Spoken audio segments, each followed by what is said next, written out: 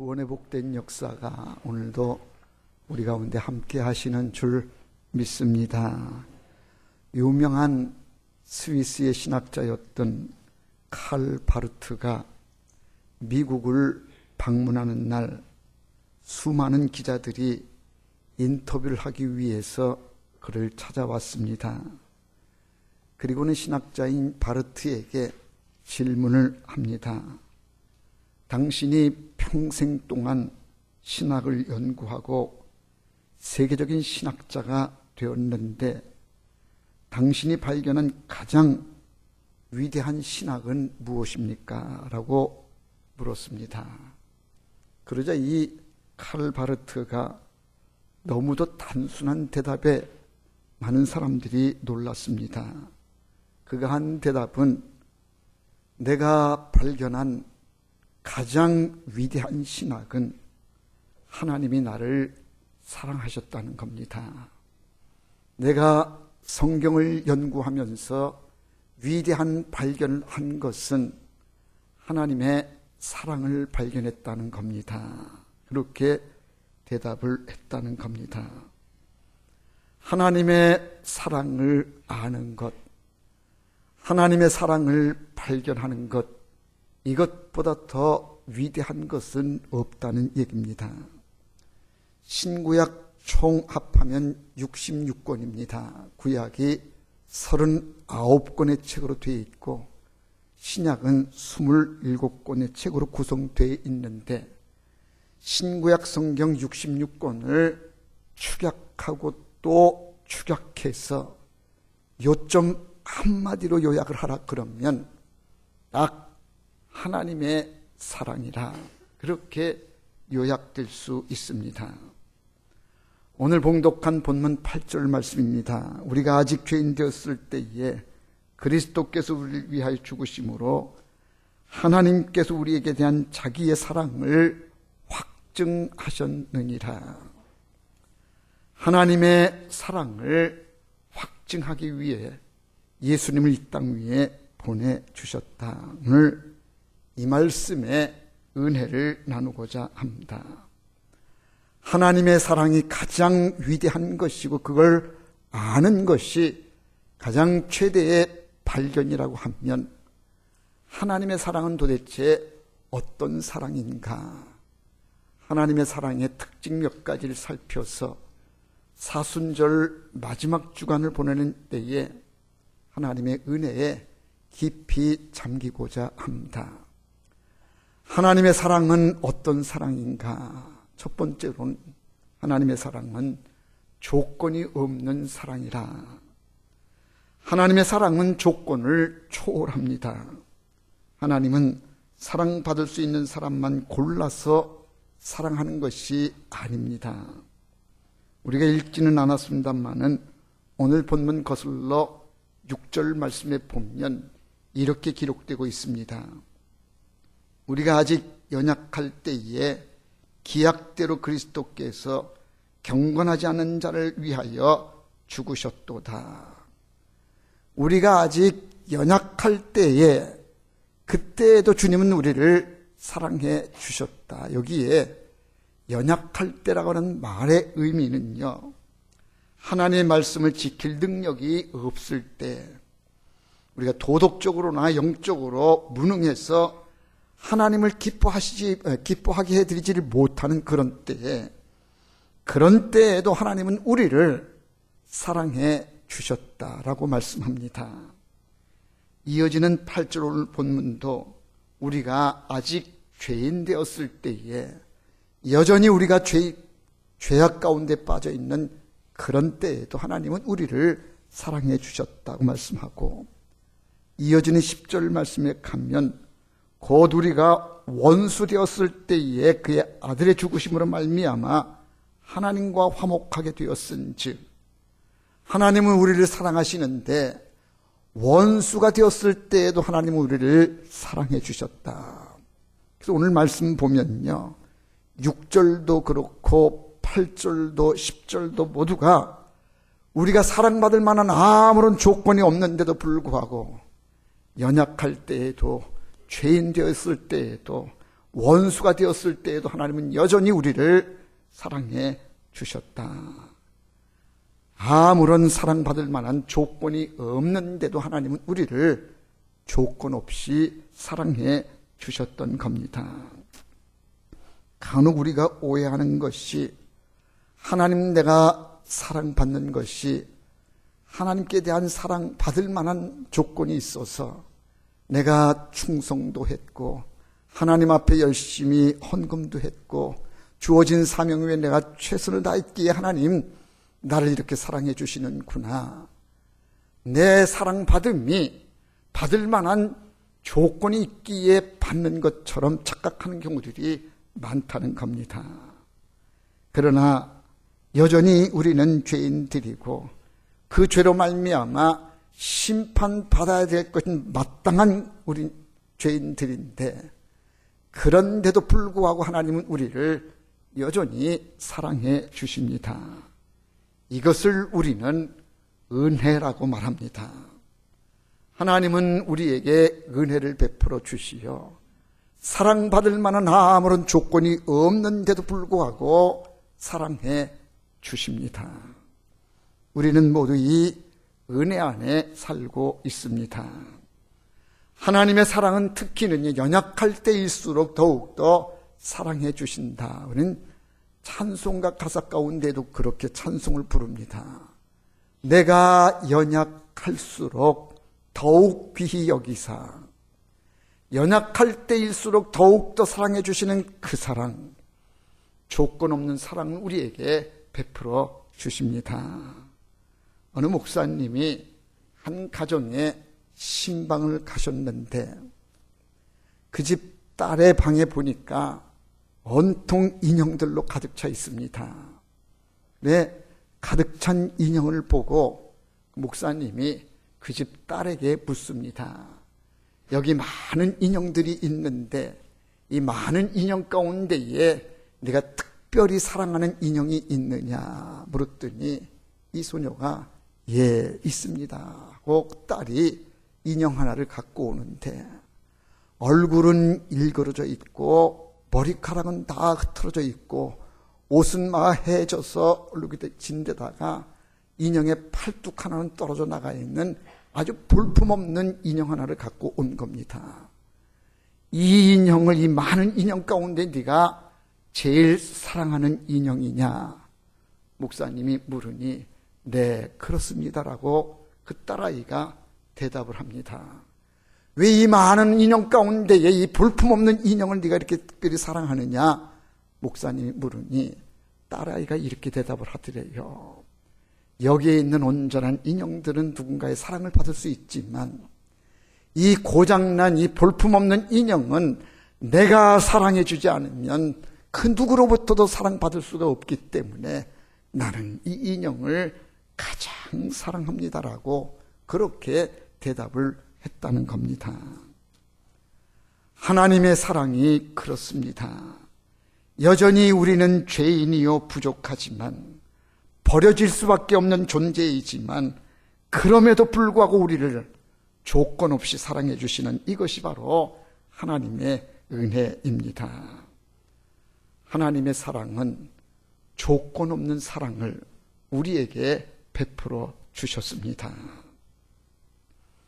하나님의 사랑의 특징 두 번째는 희생적인 사랑이라는 겁니다. 하나님의 사랑은 희생의 사랑이십니다. 죄인인 우리를 사랑하시기에 하나밖에 없는 독생자 예수를 아낌없이 우리에게 내어 주셨습니다. 아낌없이 내어주신 그 예수님의 희생이 있기 때문에 우리가 구원받게 되어진 것이고 영원한 하나님 나라 하나님 백성이 된 겁니다. 만에 하나 예수님이 십자가에 달리시는 때에 나는 이 십자가의 고통을 나는 당하고 싶지 않습니다 라고 거부를 하시고 십자가에서 내려오셨다면 우리 가운데는 구원받은 백성이 한 사람도 없을 것이고 멸망의 길로 가고 말았을 겁니다. 그런데 예수님은 그 십자가의 죽음의 희생의 길을 묵묵히 가셨던 겁니다. 십자가의 고난과 최후의 유혹을 다 이기시고 십자가를 지시는 희생의 제물 되어 주셔서 오늘 우리가 그 사랑으로 말미암아 구원에 이르게 된 것입니다. 십자가의 피 흘리심, 십자가에 자기의 목숨을 내어 주심이 결국은 우리를 생명으로 인도하셨던 겁니다. 수년 전 크리스마스를 앞둔 12월 어느 날 구소련에 속해 있던 아르메니아의 대지진이 일어났습니다.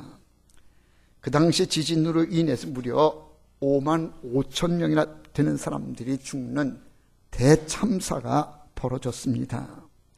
그때에 9층짜리 아파트가 무너지면서 철근과 콘크리트 밑에 한 어머니와 딸이 가까스로 그 틈새에서 목숨을 유지할 수 있었습니다. 그 틈새에 끼어있는 이 어머니와 딸이 구조의 손길을 기다리고 있습니다. 딸의 이름은 가이아니이고 그 어머니 이름은 스잔나였다고 하는데 그 작은 틈새에서 이제 구조만을 기다리는데 구조의 손길이 닿지를 않습니다. 하루가 지나고 이틀, 사흘이 계속 시간이 흘러갑니다. 이제 먹지 못하고 물을 마시지 못해 이제 갈증으로 죽어가던 그런 때에 옆에 있던 그 딸아이가 엄마 목말라, 엄마 목말라 하면서 신음소리를 냅니다. 같이 좁은 틈새에 깔려있는 엄마로서는 딸의 이 신음소리에 어떻게 해줄 도리가 없습니다. 그러다가 언젠가 TV를 봤던 광경이 생각이 났습니다. 극한의 상황에 있을 때에 마실 물이 없고 목말릴 때에 피를 흘려 마시는 이런 광경을 본 기억을 내면서 이 어머니가 그 지륵 같은 어둠 속에 손을 더듬더듬 해가지고 유리 조각 하나를 발견합니다. 그리고는 이내 자기 팔뚝을 유리칼로 비어서 피를 흘리게 해 그 피를 목말라 죽겠다는 딸의 목에다가 그 피를 먹이는 겁니다. 그렇게 해서 딸도 살게 되어지고 그 어머니도 무사히 구조의 손길로 극적으로 구조가 되었다는 겁니다. 엄마가 흘려주는 피로 말미암아 그 딸아이는 살 수가 있었던 겁니다. 우리는 사순절을 보내고 고난주간을 보내면서 예수님의 십자가, 예수님의 보혈, 우리 그렇게 노래를 부르면서 예수의 십자가가 나를 구원했습니다라고 고백을 하는데 정말 예수의 십자가의 피가 무엇인지 이 이야기는 엄마가 흘려준 피가 딸의 목숨을 살렸다.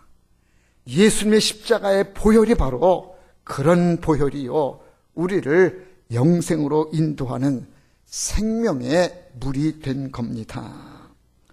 이 같은 사실을 오늘 본문은 이렇게 증언을 합니다. 6절에 보면 그리스도께서 경건치 않은 자들을 위하여 죽으셨도다.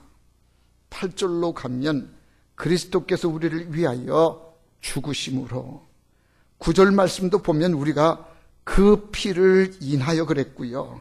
10절도 보면 그 아들의 죽으심으로 말미암아 우리가 살게 되었다.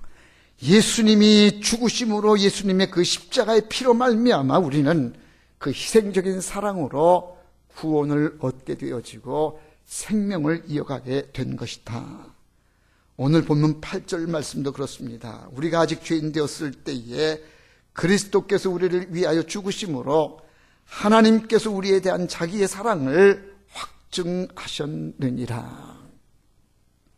하나님의 사랑은 단순한 이론이 아닙니다.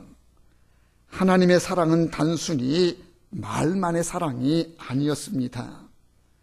하나밖에 없는 독생자 예수를 아낌없이 내어주시는 희생적인 사랑, 이 사랑은 쉬운 사랑이 아닙니다. 자기의 아들을 내어주기까지 희생하는 사랑, 이 고귀한 사랑이 있었기에 우리는 구원에 이르게 된 겁니다. 내게 어떤 물건의 가치를 매길 때에 얼마짜리냐고 그렇게 우리는 묻습니다. 시계를 사면 만약에 10만 원 주고 샀다고 그러면 이 시계는 10만 원짜리다 그렇게 말하고, 옷을 샀는데 5만 원 주고 샀다 그러면 이 옷은 5만 원짜리다 그래요. 얼마짜리냐에 따라서 그 가치가 달라지게 되는데요. 예수의 십자가의 희생으로 말미암아 구원받은 우리를 가리켜서 너의 인생이 얼마짜리냐라고 누가 물은다고 하면 우리는 얼마짜리입니까? 예수님의 희생의 대가로 구원받은 백성들에게 우리는 예수님짜리입니다 라고 그렇게 말할 수 있을 겁니다. 만왕의 왕으로 오신 예수님, 그 예수님의 희생으로 말미암아 구원받았기에 우리는 고귀한 존재가 되어진 예수님짜리의 영생을 얻게 되어진 겁니다. 이 은혜를 우리가 알아야 됩니다. 싸구려 은혜를 생각하면 안 됩니다. 똑같은 물건을 샀어도요, 비싸게 준 사람들은 비싼 값으로 그 가치를 압니다. 헐값 주고 그걸 사면요, 이건 싸구려다 그래가지고 그 물건에 임하는 자세가 달라지는 것처럼요, 우리의 존재 가치를 만왕의 왕으로 오신 예수님, 고귀하신 예수님의 희생으로 내가 구원받았다고 하면 우리의 존재가 얼마나 가치 있는 존재요, 값진 존재인지를 알 수 있지 않느냐는 얘기입니다. 사랑하는 성도 여러분, 하나님의 사랑, 희생적인 사랑으로 우리는 이렇게 구원받게 되어지고 영원한 생명을 얻게 되어진 이 은혜, 이 사랑을 깊이 깨달아 아시기를 바랍니다. 마지막 세 번째로 하나님의 사랑이 어떤 사랑이냐? 불변의 사랑이다. 변치 않는 사랑이라는 얘기입니다. 세상적인 사랑은 시간이 가고 세월이 흐르면 다 변하게 되어 있지만 하나님의 사랑은 영원히 변치 않는다. 어제나 오늘이라 영원토록 동일하신 것이 하나님의 사랑이라고 성경 히브리서는 우리에게 말씀해 줍니다. 인간의 사랑은 그렇지 않습니다. 남녀 간의 사랑을 우리는 에로스의 사랑이라 그렇게 말합니다. 이 에로스의 사랑이 오래 가지를 못합니다. 요즘은 황혼, 이혼이 아주 늘고 있다 그럽니다. 황혼의 나이에 부부가 더 같이 못 살겠다고 이혼을 한다는 겁니다. 살 만큼 산 부부들인데 왜 이렇게 됐나? 그들도 아름다운 연애 시절이 있었고 진한 사랑을 나누었던 때가 있었는데 세월이 가고 오래 지나다 보니까 그 애틋던 뜨거웠던 사랑들은 다 식어지고 이제는 같이 못 살겠다라고 사랑이 변질되었습니다. 에로스의 인간적인 사랑은 오래 가지를 못해 그렇게 변합니다. 친구 간의 사랑을 필레오의 사랑이라 그러는데 친구 간의 이 우정 어린 사랑도 오래 가지를 못합니다. 제가 아는 한 사람은 어깨에 문신이 새겨져 있는데 일심이라고 하는 한자로 새겨져 있습니다. 제가 물었어요. 아니 어깨에 일심이 문신은 뭡니까? 그랬더니 어렸을 때 친구들하고 우리는 한마음이다, 우리는 우정이다, 끝까지 간다 그래가지고 지들끼리 다 일심이라고 여기다 다 새겼다는 거예요. 근데 그 친구들 다 어디 갔냐 그랬더니 어디 갔는지 온데간데 없다는 거예요. 우정 어린 그 사랑, 친구의 사랑도 오래 가지를 못하고요, 다 변질되고 말더라는 겁니다. 혈연관계의 사랑을 스톨게의 사랑이라 그러는데 어쩌면 사랑 가운데에 가장 지속적으로 오래가는 사랑이 아마 이 사랑일 겁니다. 부모와 자식 간의 사랑, 형제와 형제 간의 사랑이 이 스톨게의 사랑인데 이 사랑도 오래가지를 못했어요. 자녀를 키워 출가시키고 나면 그 사랑이 점점 식어지고 내리사랑이라 그래서 그죠? 자기 자식 사랑으로 또 가고 형제간의 사랑도요, 재산 문제로 여타이 이런저런 문제들로 인해서 갈등을 빚고 서로 꼴을 안 보고 지내는 그런 형제간, 또 그런 가족들이 얼마나 많은지 모릅니다. 인간적인 이 스톨게의 사랑도 오래 가지를 못하더라는 거예요. 세상은 다 변하고 오래 가지 못하는 사랑들인데 하나님의 사랑은 영원토록 변하지 않는다고 말씀합니다. 사도 바울은 말합니다. 하나님의 사랑은 우리가 연약할 때도 사랑해 주셨고, 우리가 죄인 되어 있을 때에도 사랑해 주셨고, 원수 되었을 때도 변함없이 같은 사랑으로 우리를 사랑해 주셨다. 세상의 사랑은 내가 잘 되고 내가 건강하고 내가 성공할 때, 부귀영화를 누릴 때에 그때만 유효한데, 하나님의 사랑은 병들고 가난하고 내가 힘이 없을 때에도, 그때에도 변함없이 우리를 영원토록 사랑해 주시는 사랑이 하나님의 사랑이십니다. 변함없이 하나님은 우리를 사랑하십니다.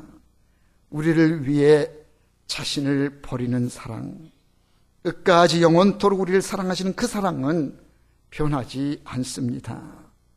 하나님께서는 2000년 전에 우리를 그렇게 사랑해 주셔서 예수님은 십자가 달려 죽으시게 하셨습니다. 그 사랑이 지금 2000년 지난 오늘 이 시대에도 동일하게 우리에게 하나님은 사랑해 주시는 것 믿으시기를 바랍니다. 사도 바울은 이 사랑을 그 누구도 끊을 수 없다라고 말씀하면서 로마서 8장 38절로 39절에 이렇게 말합니다. 내가 확신하노니 사망이나 생명이나 천사들이나 권세자들이나 현재일이나 장래일이나 능력이나 높음이나 깊음이나 다른 어떤 피조물이라도 우리를 우리 주 그리스도 예수 안에 있는 하나님의 사랑에서 끊을 수 없느니라. 우리가 무슨 일을 당해도, 어떤 고난과 시련 가운데 빠져 있어도, 어떤 위험한 상황 가운데 있어도 하나님은 결코 우리를 등지지 아니하시고 우리를 끝까지 변함없는 사랑으로 함께해 주신다고 말씀합니다. 사랑하는 성도 여러분, 사순절 5번째 주간을 보냅니다. 주님의 고난을 깊이 묵상하는 이때에 하나님의 사랑이 어떤 사랑인지, 하나님은 우리에게 조건 없는 사랑을 베풀어 주시고, 하나님은 우리에게 희생적인 사랑, 자기에 있는 걸 다 내어주시면서 우리를 사랑해 주시고, 그 사랑이 변하는 사랑이 아니라 영원토록 우리를 사랑해 주신 그 사랑으로 우리를 사랑해 주시는 이 하나님의 사랑을 다시 한번 깨닫고 그 사랑 안에 거하는 여러분 되시기를 바랍니다.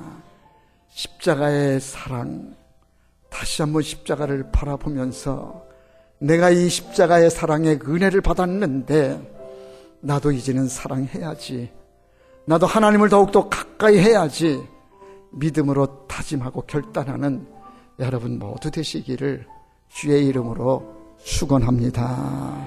기도하겠습니다. 사랑 많으신 아버지 하나님, 하나님께서는 우리에게 조건 없는 사랑을 베풀어 주셨습니다. 하나님은 우리에게 하나밖에 없는 독생자 예수를 아낌없이 내어주시는 희생적인 사랑을 해주셨습니다. 세상은 변하고 사람들의 사랑은 바뀌고 변할지라도 하나님의 사랑은 영원토록 변치 않으셔서 2000년 전이나 오늘이나 변함없이 우리를 사랑해 주시는 그 사랑으로 함께 해주시는 것을 다시 한번 깨닫습니다. 그 사랑을 다시 한번 바라보게 해주시고 우리도 서로 사랑하게 해주시고 그 사랑을 베푸신 주님 따라가는 제자의 삶을 온전히 살게 하여 주시옵소서. 예수님의 이름으로 기도하옵나이다. 아멘.